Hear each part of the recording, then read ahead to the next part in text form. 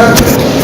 Entonces me di cuenta que no me daba cuenta que les habían pasado los exámenes para esa semana. Entonces me enteré que dieron ayer. De todas maneras, yo programado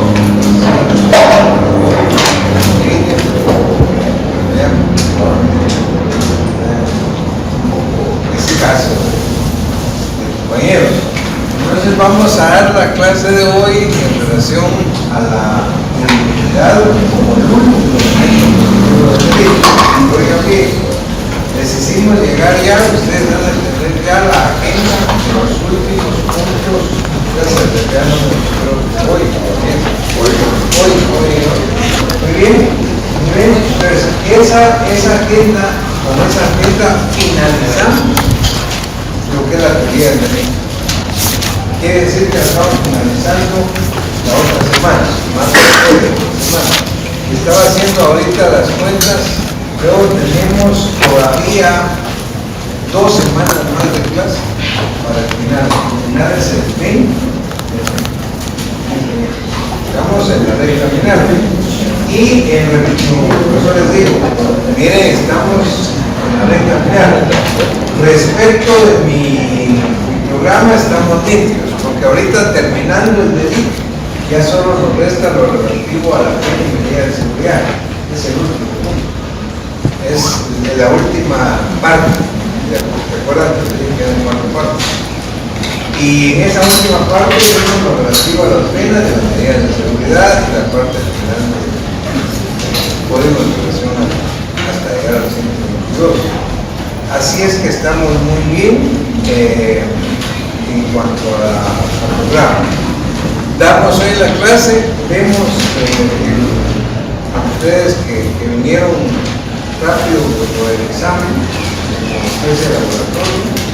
Y luego la próxima clase es el martes.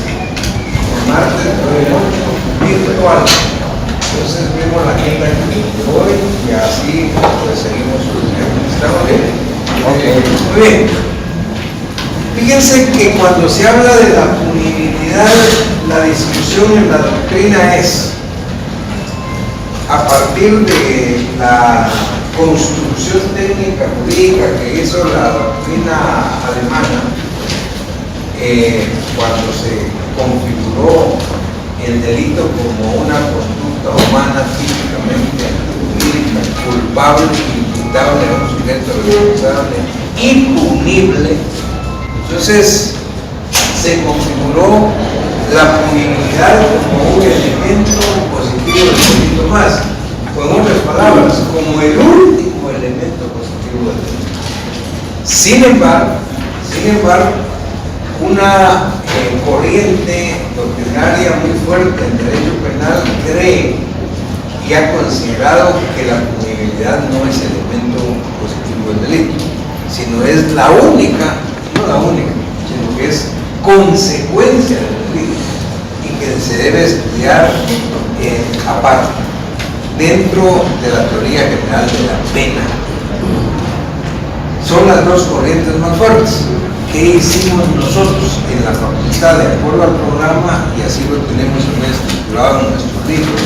Lo tenemos desde los 2 puntos de vista. Es decir, ahorita vamos a ver rápidamente, muy cortito, la punibilidad como el último de los elementos positivos del delito, con su elemento negativo, que son las pruebas contradictorias. Y ahí estaríamos viendo la punibilidad o examinando la punibilidad como elemento del delito. Pero a partir de que terminemos la teoría del delito el martes o el de la semana entrante, ya solo nos queda ver la teoría de la pena y las medidas de seguridad. Cuando veamos la teoría de la pena y las medidas de seguridad, que es la última parte del programa, ahí vemos la punibilidad como consecuencia de ello. Esas son, para ustedes adviertan que son las 2 maneras que la doctrina pues trata la punibilidad. Nosotros la tratamos de hacer como elemento del delito y como consecuencia del delito. Como elemento del delito es importante importante decir que es el elemento que cierra el círculo. Si ustedes ven el delito como una conducta, una acción o conducta humana, típicamente antijurídica, culpable, imputable a un sujeto responsable y punible. Es decir, ¿qué pasa cuando se dan los delitos sin pena? La punibilidad es la pena, es el juicio de reproche que hace el órgano jurisdiccional a partir de la culpabilidad del sujeto para imponer una pena o una medida de seguridad. Eso es pues, la punibilidad, es decir, la forma de penar como un elemento, como el último elemento del delito. Pero hay delitos que en la doctrina se les llama delitos sin pena. O sea, se cometen delitos, pero no se imponen pena. ¿Por qué? Porque aparece el elemento negativo de la punibilidad, que son las excusas absolutorias. Las excusas absolutorias, ¿qué son? Las excusas absolutorias son eximentes de responsabilidad penal por razones de parentesco. Por razones de parentesco o de causas de política criminal del Estado. Es decir, son delitos que no se castigan, son delitos que no se penan, son delitos que quedan sin pena, sin castigo. Por ejemplo, y esto es para que se les quede de una vez, si hablamos de las excusas absolutorias como eximente de responsabilidad penal del 280, delitos contra el patrimonio, dice más o menos el 280, oigan esto, que los delitos de hurto, robo con fuerza en las cosas, apropiaciones indebidas, chantaje, daños que se cometieren entre ascendientes y descendientes, padres a hijos, nietos y nietos, padre, abuelo, bisabuelo, no se castiga. Que los robos con fuerza en las cosas, hurtos, etcétera, que se dan entre hermanos, si viven juntos, no se castigan. O sea que usted le puede robar a su hermano.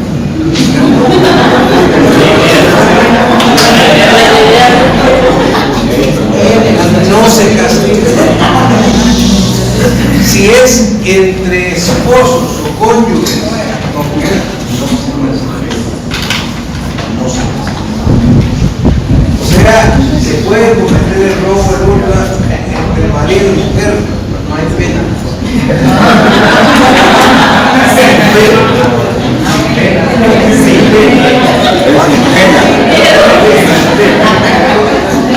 ¿Va a cenar?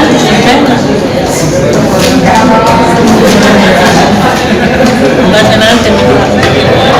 No tenga pena.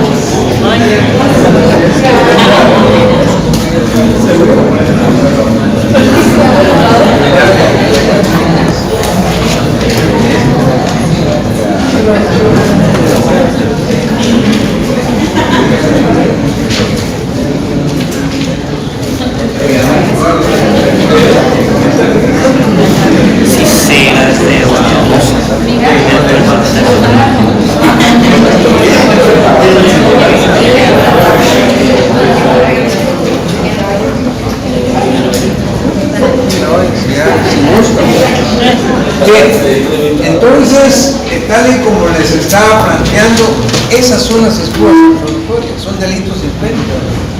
Ustedes leen 280 pampas en patatas para que hagan galerías.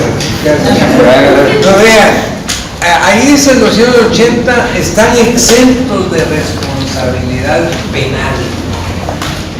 O sea que no hay pena. Pero no de responsabilidad civil. ¿Qué quiere decir? Usted le lleva a su hermano un dinero que él tenía guardado ahí, se lo lleva. Usted le rompió su armario y le dio dinero, no un robo. Usted no tiene penalmente un castigo, pero usted tiene que devolver. Es decir, en serio, o sea, es un castigo, es un delito sin pena, porque hay una excusa absolutoria en el 280. Si ustedes ven en los delitos que atentan contra la expectativa de vida, en los abortos, el 137 que habla del aborto terapéutico, el 139 que habla de la tentativa de la mujer para causar su propio aborto. La tentativa de la mujer para causar su propio aborto tampoco tiene pena el aborto terapéutico. ¿Cuál es el aborto terapéutico? Aquel que se realiza por un profesional de la medicina cuando está en riesgo la vida de la madre. Entonces, si ella está en riesgo de su vida, pues basta el dictamen de otro médico. Y si ambos coinciden en que está en riesgo la vida de la madre, se puede llevar a cabo el aborto sin que constituya delito, si constituye. Lo que pasa es que no tiene pena, está exento de la responsabilidad penal por una excusa absolutoria. Si ustedes se dan cuenta, en el encubrimiento, al igual que delitos contra el patrimonio, es decir, el encubrir el delito a otra persona, o el delito que cometió otra persona, es un delito de encubrimiento. Pero si usted está encubriendo a su papá, a su mamá, a su hijo, a su hermana, a sus parientes de los juzgados de ley, no se puede. ¿Por qué?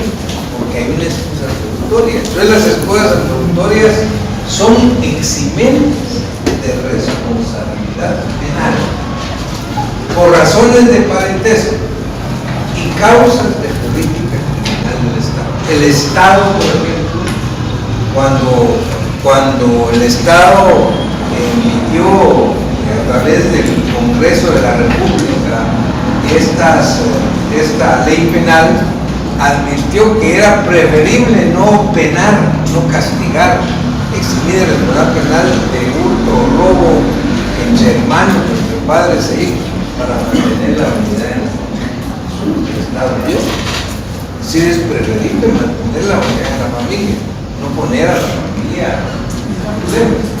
Entonces, eso es una excusa absolutoria, eximente de responsabilidad penal por razones de parentesco y causas de política criminal. Entonces, esas excusas absolutorias operan como elemento negativo de la punibilidad, como elemento positivo del delito. Y luego vamos a ver la punibilidad como consecuencia del delito. Pero eso no lo vamos a ver ahora, sino lo vamos a dejar, que es la última parte de nuestro programa. Después de que terminemos los últimos puntos que nos quedan de la teoría del delito, que ya se desempeñaron, vamos a echar a la teoría general de las penas y la medida de seguridad. Esa es la última parte del programa. Y ahí vamos a estudiar la punibilidad como consecuencia del delito, es decir, lo que son las penas, clases de penas, con relativo a medidas de seguridad, etc. Bien, entonces estamos claros. Jueves no trabajamos para que ustedes no el viernes, y el día martes tenemos la clase virtual. Luego traje acá, pues, para que viéramos lo que fue, por lo que el examen y la evaluación que ustedes tuvieron. La verdad es que si hacemos un análisis objetivo y digno de veracidad, de verdad, nos vamos a dar cuenta que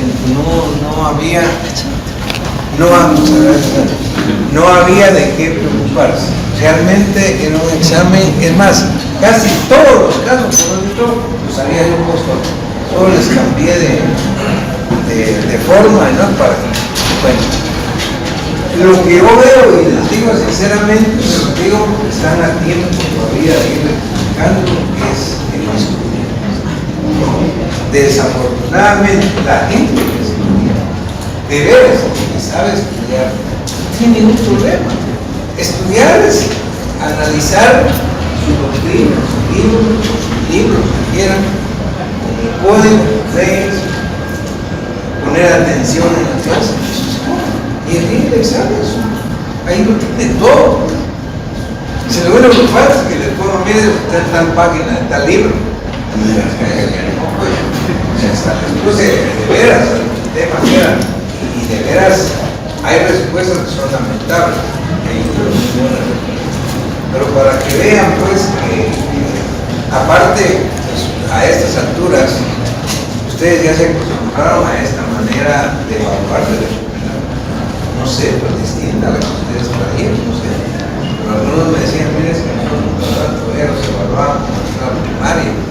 Y aquí es de ustedes aprendiendo de memoria. Eso era de hace 100 años. Eso no les sirve de nada. Con estas evaluaciones, de esta forma, ustedes pueden hacer frente como abogados. Obviamente, como abogados, como jueces, como fiscales, en el trabajo. Eso es lo que se requiere. Entonces, les decía primero en las instrucciones, otra cosa, hay que leer bien, porque ni eso no leen. Dicen, no responda con delitos. Resuelva los casos según la doctrina, la explicación en clase y cite los fundamentos legales. ¿Por qué? Porque algunos responden con delitos, es el delito de tal cosa.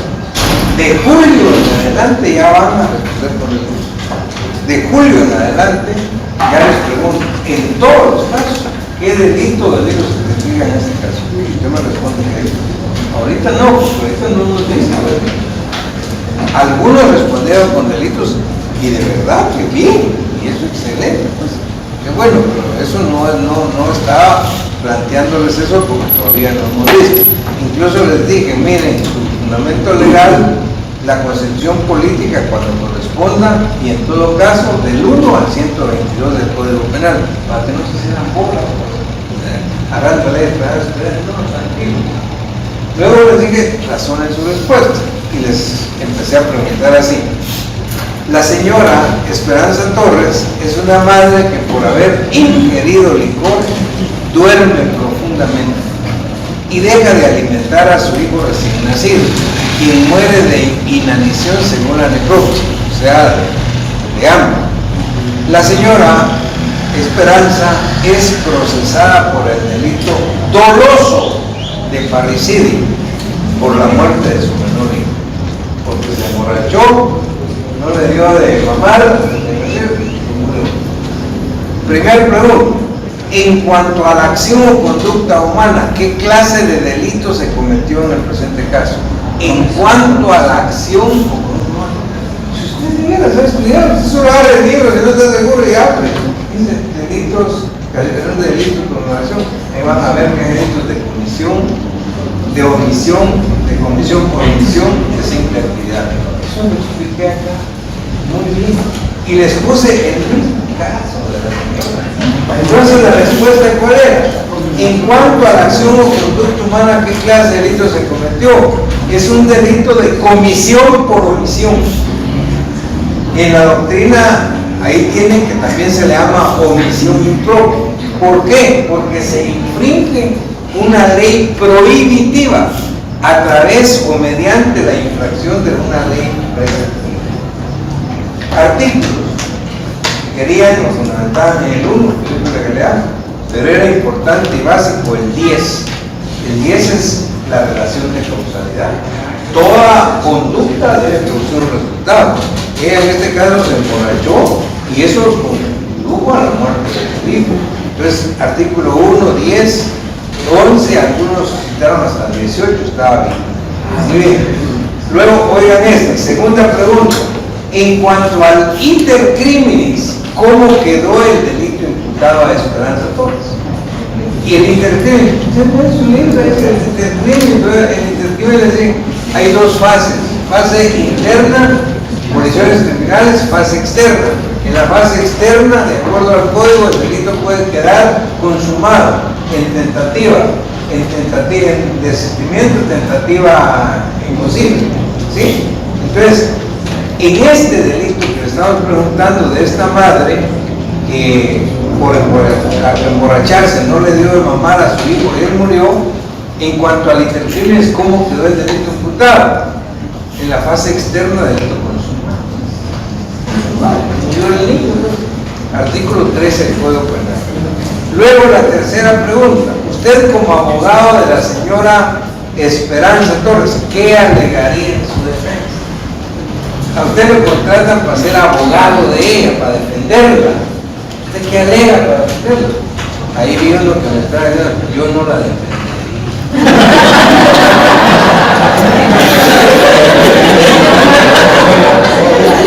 No, pero como presidente, usted cuando sea abogado, si quiere defenderse, no, bueno, soy pero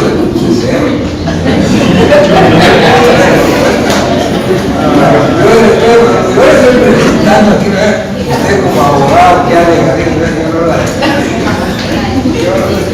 ¿Qué? Pero usted como abogado, ¿qué alegaría aquí? Y yo de propósito, cuando les planteé el caso, de propósito les puse que a esta señora Esperanza fue procesada por el delito doloso de parricidio, precisamente para darles una idea. Entonces, usted como abogado de la señora, ¿qué alegaría en su defensa? Que no se trató, usted podía alegar que no se trató de un delito doloso, porque el parricidio es un delito doloso, pero ella no tenía la intención de matar a su hijo. Ella que hizo, se emborrachó imprudentemente, como se emborrachó, se durmió. Por eso fue que murió su hijo. Pero no tenía la intención de que va a matar a mi hijo. Entonces, como abogado, ¿qué alegaría? Te alegaría que no se trató de un delito doloso. En todo caso queda de un delito culposo. ¿Por qué? Porque tomar licor nuevamente no es delito, no es prohibido. ¿Me entiendes? ¿Cuáles son los delitos culposos? Se dan los delitos culposos cuando realizando acciones lícitas, legales, cuando con ocasión de acciones lícitas, por imprudencia, por negligencia o impericia, se causa el resultado. ¿Qué es un imprudente? Entonces, ¿qué alegaría usted como abogado? Que no se trató o no se trataba de delito. Eso podía alegar, pero vi algunos otros, ¿no? Y esa es una manera. Algunos otros, miren, yo alegaría un caso que fue puro accidente, ella no tenía la intención de hacerlo. Es una manera de pensar, no es exactamente la mejor defensa, porque el caso fortuito es cuando usted ha previsto todo lo que puede pasar y aún así se dan las cosas. Eso es el puro accidente, pero sin embargo pero el otro que me dice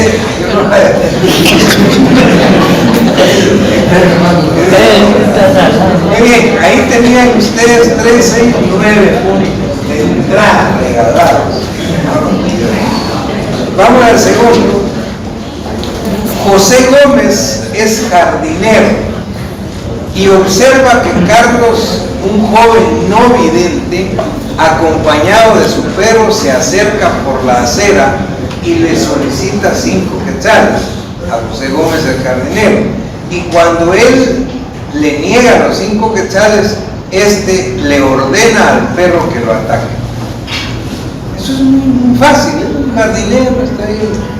¿Saben qué es jardinero? Un vidente dice, le va a pedir 5 quetzales. Como no le dio, le ordenó al perro que lo atacara. Él sacó el machete, el que no lo sacó ahí lo tenía.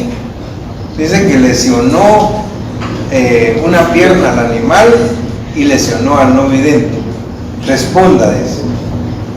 ¿Es típicamente antijurídica la acción de José Gómez? Si es típicamente antijurídica, ¿cuántas veces seguimos explicando eso? La respuesta es: no es típicamente antijurídica, porque hay una causa de justificación que se llama legítima defensa. Es la actual legítima defensa. Pero ustedes chequearon que se llenaban los requisitos de la legítima defensa. Sí se llenan. Vean los del artículo 24, inciso primero, legítima defensa. Es decir, ahí está muy claro, ahí no hubo agresión de parte de él, no hubo provocación ni nada. Él se defendió con lo que tenía, entonces, no es típicamente antijurídica porque hay una causa de justificación que se llama legítima. ¿Dónde está el artículo 24, fundamento legal? Ahora oigan esto, es que realmente... ¿Cuál es la responsabilidad del perro en el presente caso? Oye, que el perro es responsable del... No, eso sí es pecado. ¿Cuántas veces se acuerdan que cuando les expliqué la acción con dos humanas, no les contaba que había un profesor español, eminente, profesor de penal español, el doctor Luis Jiménez de Azúa, que en sus libros decía que había abogados especialistas en la defensa de las bestias, e incluso decía que algunas veces cuando en un cuartel se caía un fusil y al caerse se disparaba y lesionaba o mataba a un soldado, el fusil era arrestado. ¿Cómo hacían? Claro, porque el derecho penal ha evolucionado. Yo les dije, en la actualidad, el derecho penal moderno no se puede imputar responsabilidad penal ni a los animales, ni mucho menos a las cosas inanimadas. La responsabilidad penal es personal. Es decir, en este caso, pues ¿cuál es la responsabilidad penal del perro? Ninguna. La responsabilidad penal es personal. Los animales no son responsables penalmente. En todo caso, el responsable sería Carlos el no vidente. Muy bien. Otra vez, artículo 1, artículo 10 del Código Penal de la legalidad. ¿Dónde está lo? Yo le había puesto unos que están más adelante, los de autor, cómplice. Pero le digo, ahí era la relación de causalidad, pero la autoría, y lo hemos visto, y se lo puso claro, porque él no es autor, no es ser autor el perro. No, yo no puse de autor, el dueño. Autor de la mordida. Muy bien, vamos al otro. En una discusión tras un accidente de tránsito, Julio dispara contra Rubén al verlo meter su mano bajo el saco y creer que le iba a disparar con una pistola. Sin embargo, posteriormente se comprueba que Rubén iba a sacar su chequera para cancelar los daños ocasionados en el accidente. ¿Se acuerdan del caso que les puse aquí de España? El del pañuelo. Usted como abogado de Julio, ¿qué alegaría en su defensa? Uno fue el que sacó el caso. Alegaría una causa de inculpabilidad denominada error. Artículo 25. Una causa de inculpabilidad denominada error. Luego le puse, de acuerdo a su respuesta anterior, ¿cómo se denomina lo acaecido en la doctrina? Legítima defensa putativa. Yo les expliqué que la doctrina se llama legítima defensa putativa cuando alguien se defiende de una agresión que solo está en su mente, ¿ya?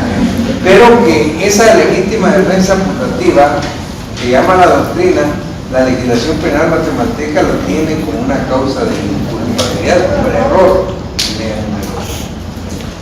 Eso es el otro caso. Miren cuántos de eso ya tenían. Oigan el otro.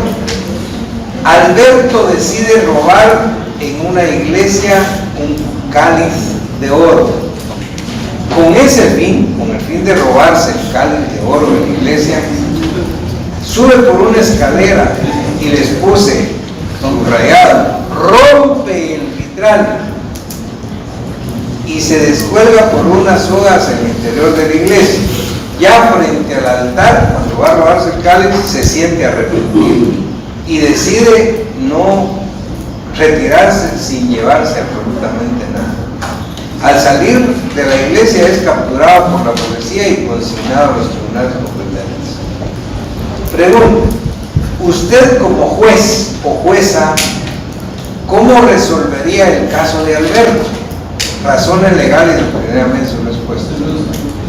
Usted tenía que resolver que ahí se dio un desistimiento del robo, Pero no hay allanamiento. y solo juzgaría al señor por el delito de daño ya que rompió el inventario. Fundamento legal, artículo 16. Entonces, ahí está el desistimiento y dice que en el desistimiento, pues obviamente cuando se arrepiente legalmente, pero si de los actos realizados se desprende la comisión de delito, va a responder por ello. ¿Está claro, no? Díganme ustedes, ¿dónde está lo difícil? ¿Hasta aquí? Lo difícil. Ah. Y es bonito, es apasionante, está pensando y tiene sus libros abiertos y todo. Claro, pero si ha estudiado. El problema es si no ha estudiado, no ha venido a clase. Otra cosa, ¿cuántos vienen actuales? Se examinan todos. O sea, hay 50 personas que creen que por correo van a ser abogados. Tienen que ganar mucho dinero para ser abogados. No es posible. Cada quien cosecha lo que recibe. Muy bien, el otro caso. Por haber, este es un viejo caso de la doctrina española también. Todos la doctrina española. Por haber naufragado el barco en que viajaba Roberto el capitán y Julián el cocinero se encuentran tomados de un madero flotando en el mar. Julián el cocinero permanecía tranquilo, confiando que el capitán con su experiencia lo ayudaría a salvarse.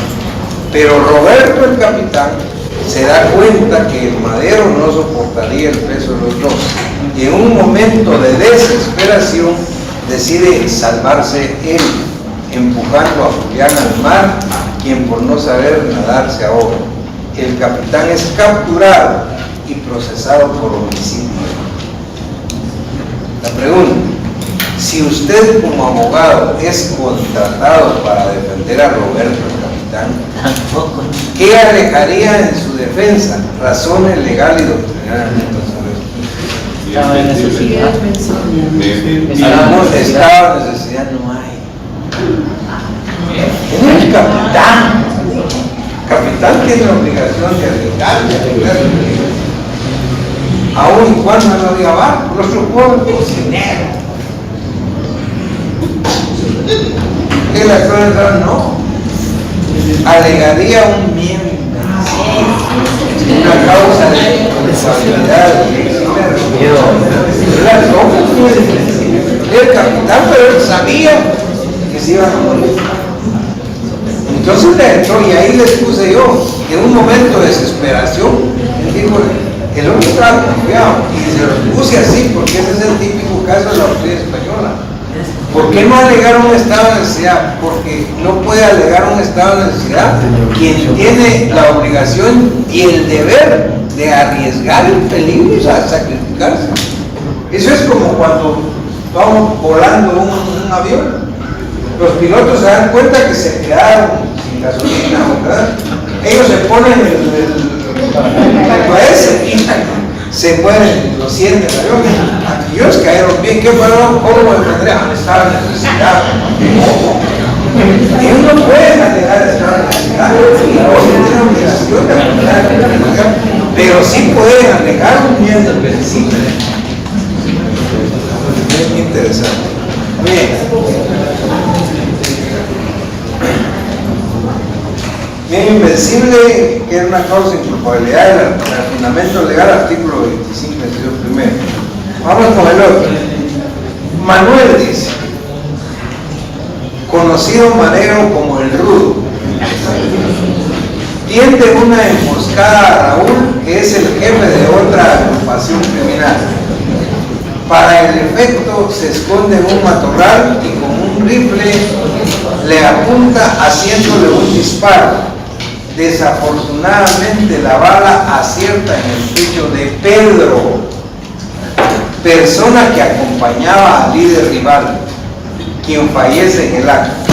Manuel es capturado, y oigan esto, ahí está, en el juicio, dice, en el juicio, el fiscal lo acusa de asesinato en el juicio, y el abogado defensor alega que es un delito culposo porque no era él a quien disparó su defendido. La pregunta es, usted como juez o como jueza, ¿a quién le daría la razón en el presente caso? ¿Al fiscal que está acusando de asesinato o al abogado defensor que está alegando un delito culposo porque no fue a él a quien le apuntó su defendido? La respuesta era, tiene la razón la fiscalía, el fiscal, porque su conducta, la conducta del sujeto es eminentemente dolosa, aunque mató a Pedro y no a Raúl, a quien quería quitarle la vida. Su actuar fue siempre con alevosía, con premeditación, porque lo premeditó el jurado. Ahora decía, aquí no hay error en persona. Eso me quedó, error en persona. Error en persona no hay aquí. Aquí hay un aberratio ictus. El error es en el acto. Él conocía a Raúl, Pedro, él conocía quién era Raúl. A Raúl le disparó, pero no le pegó a Raúl por falta de pulso. Le dio que iba a la par de él. Eso se llama aberratio ictus. Error en el golpe. Pusieron algunos errores personales, no hay error personal. Él no erró a la persona, él sabía quién le disparó. El error fue en el golpe. Muy bien.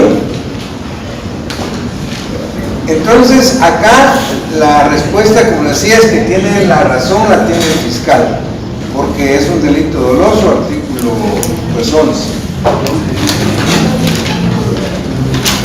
Vamos con el 8. Luis López asiste al estadio El Trébol a ver el clásico entre Rojos, principal de Extremas Comunicaciones. Por la demanda de entrada le tocó verlo parado frente a las mallas de protección. Ya finalizando el partido, Municipal anota un gol que motivó la celebración de la concurrencia, pero la explosión pirotécnica provoca la desbandada del público y la turba empuja a Luis contra la malla, y este con su cuerpo presiona a un aficionado septuagenario que resulta con fractura de 2 costillas. Luis es capturado por el delito de lesiones y consignado a los tribunales. También se de acuerdo. Usted como abogado de Luis, ¿qué alegaría en su defensa? Razones legales o criminalmente. Fuerza. ¿Qué alegaría en la defensa? ¿Quién estaba viendo? Había mucha gente en la malla. Cuando los fuertes, la gente se vino sobre él y él cayó sobre un septuagenario, señor ya de 75 años. ¿Se acuerdan cuando les puse el ejemplo de que iba a comprar zapatos que estaba bien pasado? ¿Qué hay ahí? ¿Ah? Hay una falta de acción con conducta humana delictiva. ¿Por qué? Oigan bien, hay una falta de acción. Es el elemento negativo de la acción. Si él no hizo nada, él no hizo voluntad, a él lo empujaron, igual que el de la vitrina. Entonces, aquí lo que hay es una falta de acción o conducta humana porque no me dio la voluntad para lesionar al septuagenario. O sea, se dio el elemento negativo del delito de acción. Y una causa de inculpabilidad de fuerza exterior que exime la responsabilidad. Hay una fuerza exterior, causa de inculpabilidad, fuerza exterior. Artículos 10 y 25, inciso 0. Luego dice, explique la excepción al principio constitucional de irretroactividad de penalidad. Ninguna ley es retroactiva, nunca. La excepción es que sea materia penal Y que favorezca al reo. Si es materia penal que favorece al reo, se puede aplicar para atrás. Ese es el principio constitucional de retroactividad, fundamento legal, artículo 15 de la Constitución Política, ¿cierto? Muy bien, y en el otro miren este último, y hasta les puse el tema, es que para que no estudien, ni eso hicieron. En cuanto al tema de validez de la ley penal, no voy a leer, explique concretamente a qué nos referimos. A. Cuando se da el caso que un gobierno entrega a los delincuentes de forma inmediata sin requerimiento previo del país que los solicita. Es un tema de extradición y se refiere a la extradición espontánea. Cuando el Estado entrega a otro delincuente sin haber sido requerido. Pero eso solo era de abril. Pero claro, nunca estuvo. En el otro decía, cuando Guatemala decide no entregar a un guatemalteco que se le imputa cometió un homicidio culposo en el extranjero, solo se me olvidó ponerse en México. ¿Se acuerdan que les dije? México, allá todo se ve. Se refiere al principio de la nacionalidad o personalidad en cuanto a la extraterritorialidad de la ley penal. Es decir, se aplica la ley penal de Guatemala a un caso que se dio fuera de Guatemala por una desconfianza que le guarda a los estados a que si entrega a un nacional lo puedan perjudicar. Artículo 5, inciso 3 del Código Penal. Bien, ¿cuál es la dificultad? Lo que tienen que hacer es sinceramente ponerse a pensar que ustedes ya han fallado, ustedes no han estudiado, es decir, un poco. Si ustedes realmente hubieran leído todo detenidamente, ahí está. Sí, 15-20 minutos de examen. Todavía les dije, quieren hacerlo separado, entrar a la sección, no, queremos hacerlo entre los dos, basta, ¿Por qué no lo piensas? no, aquí les dije también. Ahí lo hicieron entre, claro, la mitad del tiempo. Sí, la mitad del tiempo. Y sacaron 0 a la Ya se le da por zona. Imagínense que en 2 y 20, 30 minutos empiezan a empezar a resolver. La próxima clase es el martes. Con la agenda que les envié, terminamos la teoría del delito ahí, luego empezamos el último punto que es en relación a la ley penal y a las medidas de seguridad. El 20 y viene más. 30.